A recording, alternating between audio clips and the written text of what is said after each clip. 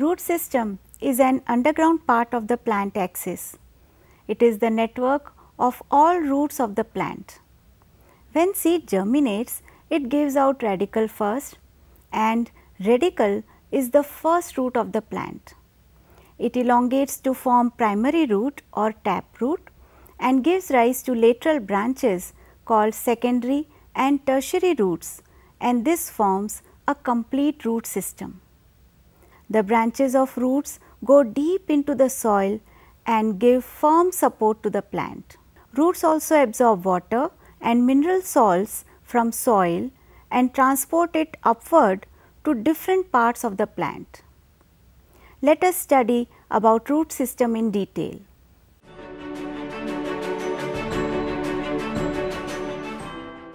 Roots are non-green because they lack chlorophyll. It is positively geotropic, that is, it grows downward in the soil towards gravity. It is positively hydrotropic, it grows towards source of water. It is negatively phototropic, that is, it grows away from the sunlight. The growing point of root tip is protected by root cap. In aquatic plants, root pockets are present. Roots bear unicellular hair just behind root apex, which is short-lived. Lateral roots are endogenous in origin, that is, they are developed from inner layer pericycle.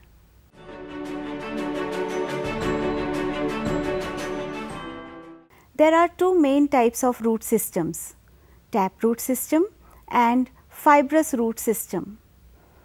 Taproot system. A taproot system is one in which the primary root is developed from the embryonic radicle.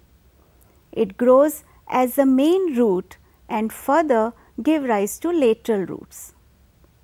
The tip of the main root is very well protected by a unique organ called as root cap. These type of roots grow deeper in soil and provide strong anchorage to the plant. The taproot system is found in plants like sunflower, pea, gram, China rose, neem, etc. Fibrous root system. A fibrous root system consists of a dense mass of slender fiber-like roots that arise from the stem. In this root system, the primary root which arises from the embryonic radicle is very much short-lived and new roots emerge from near the base of the radicle, which are called as seminal roots. They are shallow rooted, so do not provide strong anchorage to the plant. The fibrous root system is found in plants like maize, jowar, grasses, wheat, etc.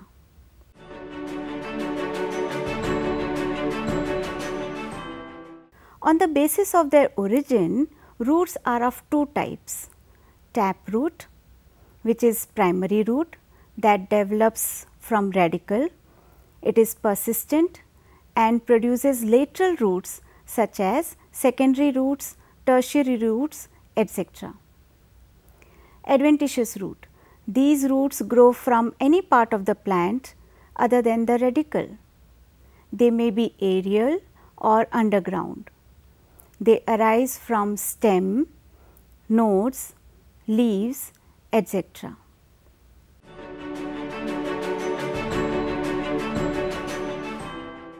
Whether taproot system or adventitious root system, the roots show similar zones or regions. The zones can be observed starting from the tip and moving upwards towards the stem. They are the zone of root cap, the zone of cell division, the zone of cell elongation and the zone of maturation. Zone of root cap. Root tip is well protected by a fine cap-like structure known as the root cap or calyptra. This region is called as the root cap zone. The cap is a unique feature of roots. It contains statocytes which are involved in gravity perception and thus help the root in growing downwards towards the gravity. When root penetrates the soil and go down and down into the soil, this root cap helps in protection of the delicate root tip or root apical meristem. During penetration, the root cap gets worn off due to friction with the soil particles, but it gets constantly renewed by the meristematic cells which are present behind the cap. Few plants exhibit variations in their root cap. For example, in Pandanus, that is screw pine, the root cap is multiple. In aquatic plants like Lemna and Pistia stratiotus, instead of root caps, their root apices are protected by root pockets. Root pockets are like loose thimbles which keep the root apex covered, but these are not regenerated from the base and have different origin. Functions of root cap. The root cap assists movement of growing root tip by producing slimy substance mucigel which keeps the roots lubricated. Mucigel also influence iron uptake from the soil. The root cap protects the root cells from drying out. It also attracts beneficial soil microorganisms. It glues soil particles to the roots which promotes soil plant interaction. It also responds to the pressure exerted by the soil particles. The root cap directs the root towards gravity in downward direction. Zone of cell division. It lies behind the root cap and possesses the root apical meristem. It is made up of actively dividing meristematic cells. These cells have dense cytoplasm with large nuclei, relatively undifferentiated, and undergo active divisions. Tissues of mature roots are derived from these initials. In this zone, there lies cup-like region between the root cap and meristematic cells, which is called as the quiescent center. It is made up of slowly dividing cells. The cells in this region have lower concentration of DNA, RNA and protein than the other cells in the root apex. These cells also have fewer mitochondria, little endoplasmic reticulum, very small dictyosomes, nuclei and nucleoli. The cells of this center become active whenever the previously active initials get damaged. Thus, this quiescent center acts as reservoir of cells.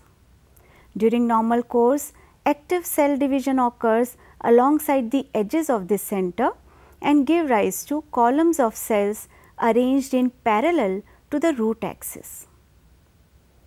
Root meristems add new cells to the root cap and also provide meristematic cells for the future root growth. Zone of cell elongation. This zone lies next to the meristematic zone. Its cells are stretched lengthwise. This elongation is due to the presence of large vacuoles in the cells which occupy almost all of the cell volume. This zone increases the length of the root. It is responsible for pushing the root cap and tip forward through the soil. Zone of maturation. The zone of maturation lies behind the cell elongation zone. It shows two regions, the root hair or piliferous region and the permanent region. The root hair region holds unicellular hair. The hair is the outgrowth of epidermal cells. It absorbs water and minerals. Individual root hair lives for 1 to 2 days, but new ones are formed near the tip as the old one dies. The permanent region lies behind the root hair region. Most of the root portion and all its older branches up to the base constitute the permanent region. All growth gets stopped in this region. It is without root hair, hence no absorption takes place in this region. The root hair region increases the absorptive surface area of the root. The permanent region anchors the plant body and conducts water from root to upwards.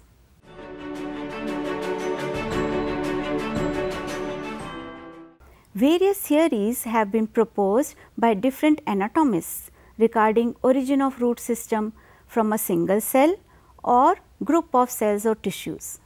Apical cell theory. This was proposed by Nageli in 1857. According to this theory, single tetrahedral apical cell gives rise to tissues of the body of root and root cap is derived from the base. This theory is applicable only to cryptogams, algae, bryophytes and pteridophytes, but does not explain the roots of the higher flowering plants. Histogen theory. Heinstein put forth this theory in 1868 and received support from Strasburger. According to this theory, the root develops from group of initials forming a mass of meristem, giving rise to 3 distinct layers L1, L2 and L3 or strata called as histogen. The 3 histogens are dermatogen, which gives rise to epidermis, peribelum, which forms cortex, and plerome, which forms the vascular cylinders. Haberland called these layers as protoderm, ground meristem and procambium. Shoup theory. On the basis of cellular configuration of the root apical meristem, Shoup in 1926 categorized the origin of root apex into number of types. These types are type A, all tissues of root apex including root cap are derived from single apical cell as in cryptogams. Type B, there are 2 group of initials, one gives rise to vascular cylinder and other gave rise to cortex, epidermis and root cap as in gymnosperms. Type C, there are poorly individualized initials which give rise to vascular cylinder, cortex and epidermis. Root cap formation is not distinct. Type D, there are 3 groups of initials which give rise to vascular cylinder, cortex and epidermis. Here root cap has independent origin and this type is common in monocotyledons. Corper-Kappe theory.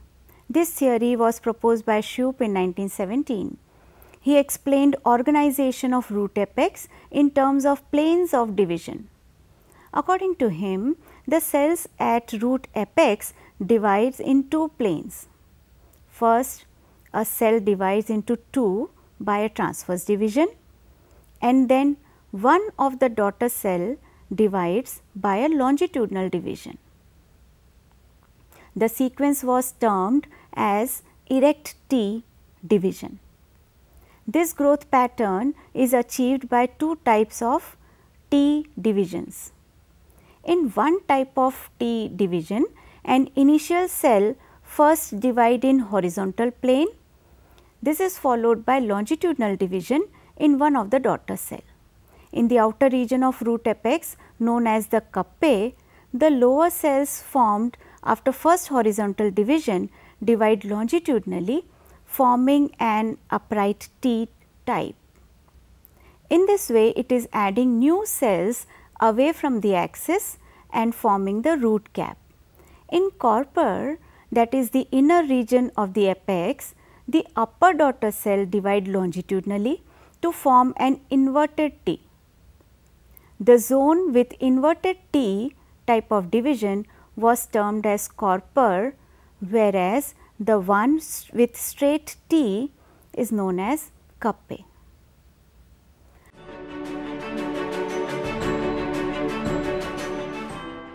Root apex differs from shoot apex with respect to various points. The root apex is subterminal in position as it is enclosed in root cap, whereas the shoot apex is terminal in position.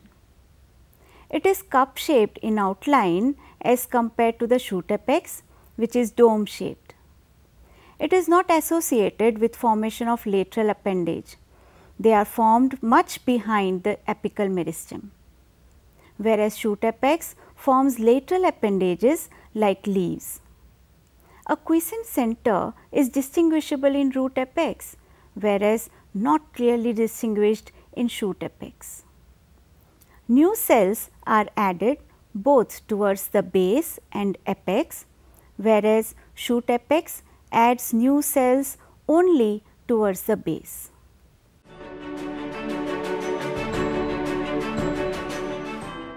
In order to perform certain physiological and mechanical functions, the root system acquires various modifications. Roots modified for performing physiological functions.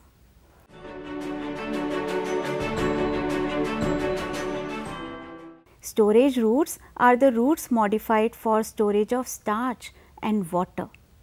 They become fleshy because of stored food. They also act as organ of reproduction or perennation. Taproot and adventitious roots of certain plants are modified for storage and acquire various shapes.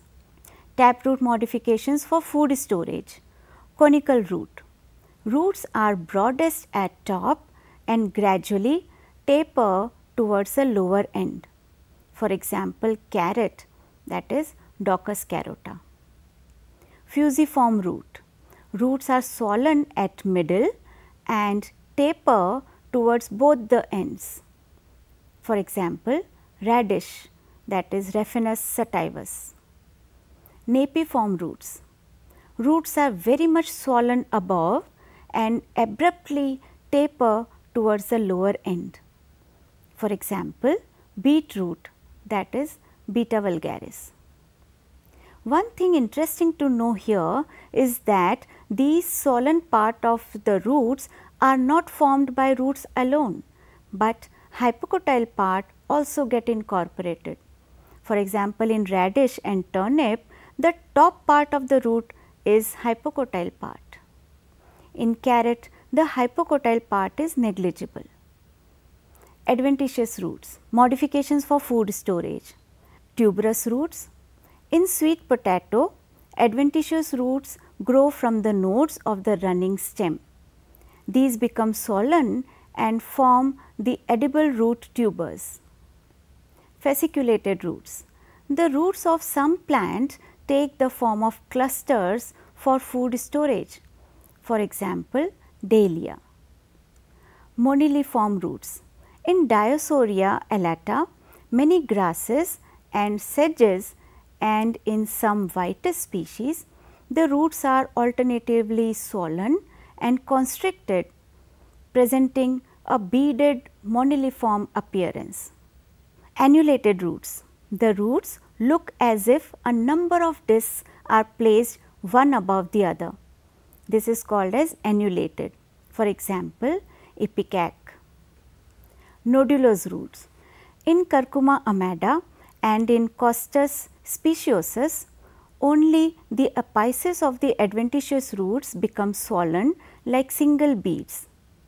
This condition is termed as nodulose.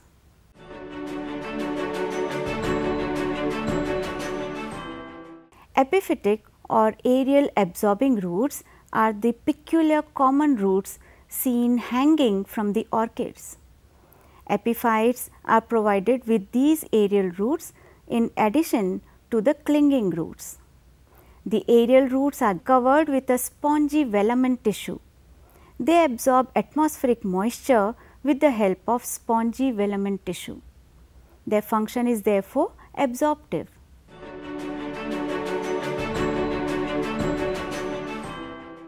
Assimilatory roots are green because of presence of chlorophyll. In some trees, when surface roots get exposed, they turn green by the development of chlorophyll and carry on some carbon assimilation. Epiphytic roots are also assimilatory, but certain plants like Tinospora cordifolia have long green aerial roots whose main function is carbon assimilation. Members of family Podostimaceae also have green root and are assimilatory in function.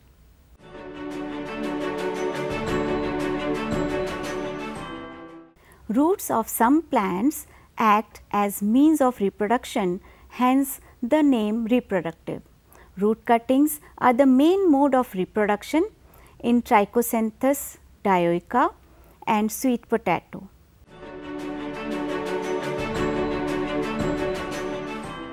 Some trees and shrubs grow in saline marshes known as mangroves. Roots of such plants suffer lack of oxygen. To cope with this situation, some root branches grow vertically up into the air from the horizontal secondary roots. Atmospheric air enter these roots through the minute pores of special lenticels on the exposed root tips. They are therefore called as respiratory roots. Common examples of plants showing respiratory roots are Avicennia and Soneraceae.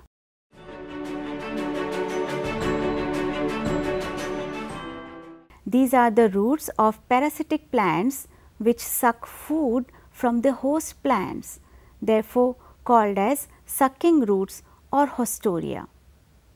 The parasites penetrate the small adventitious rootlets into the tissues of the host, so that there is connection between the conducting systems of the two plants.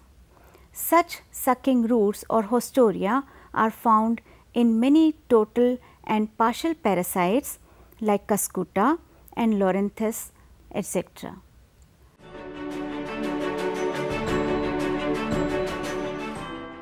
Roots of some plants are infested by mycorrhizal fungus. Such roots are called as mycorrhizal roots. The mycelia form a mantle on the root which absorbs food solutions utilized both by the host plant and the mycorrhizal fungus. Such mycorrhizal roots are found in trees like cypress, pine, birch, etc. Modifications of roots to carry on special mechanical functions.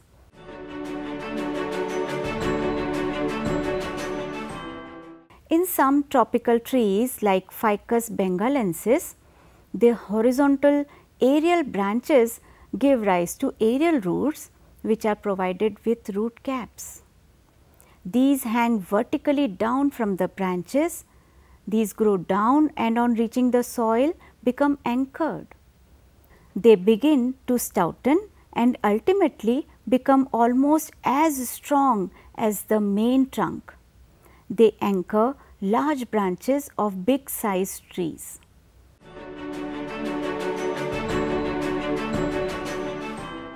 The adventitious roots grow from the lower nodes and base of stems and act like stilts, hence named as stilt roots. These roots provide additional support and anchorage. Stilt roots are found in maize, Pandanus fetidus and mangrove plants like Rhizophora.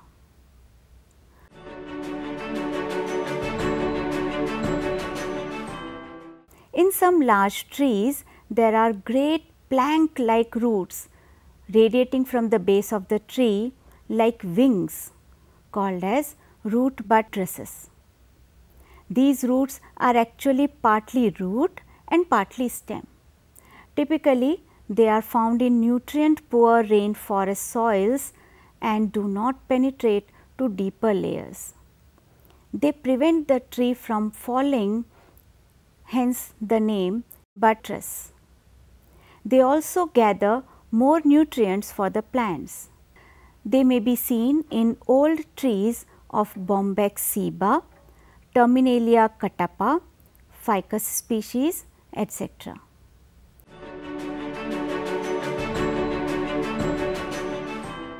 Some climbers can climb up their supports with the help of their adventitious roots, which grow from the nodes of the weak climber.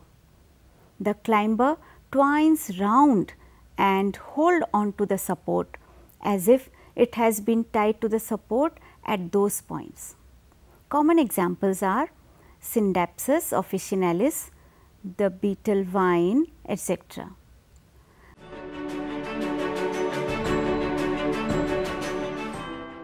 Epiphytes like orchids hang on their support by means of special clinging roots which enter the crevices of the support and fix the epiphyte.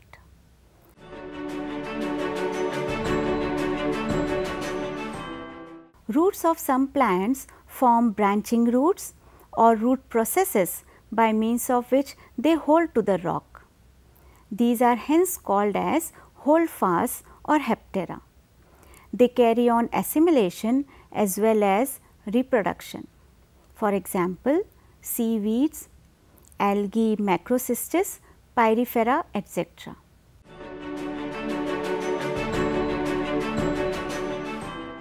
In many plants that form bulbs like lily or corms like gladulus, fibrous roots contact vertically to pull the plant downward into the soil so that the aerial shoot or the underground parts are kept at a proper level in the soil.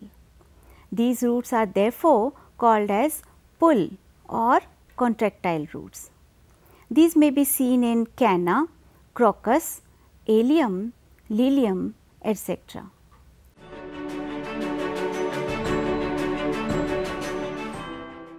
Certain aquatic floating plants like Fuchsia repens have special roots growing from the nodes in addition to the ordinary adventitious roots. These roots look like masses of white cotton and are extremely spongy in nature. Their buoyancy helps to keep the plant floating. These roots containing large amount of air may be of some use in aeration of the submerged organs.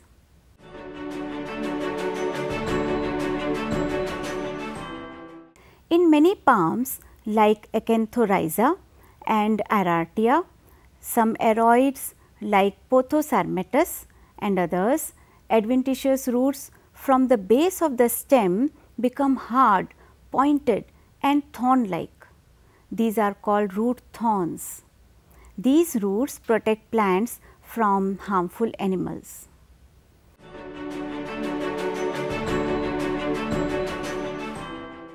Roots perform primary function, anchorage, absorption and modified for performing secondary special functions. Anchorage. Roots anchor plants and fix firmly into the soil. Absorption. Roots absorb water and minerals from the soil and transport to the upper part of the plants. Special functions. Roots are modified for performing physiological and mechanical functions. They carry on physiological functions such as storage of food material, absorption, assimilation, reproduction, respiration and sucking of food. They perform mechanical functions such as anchorage, climbing, clinging, holding, contracting, floating and protecting from enemies.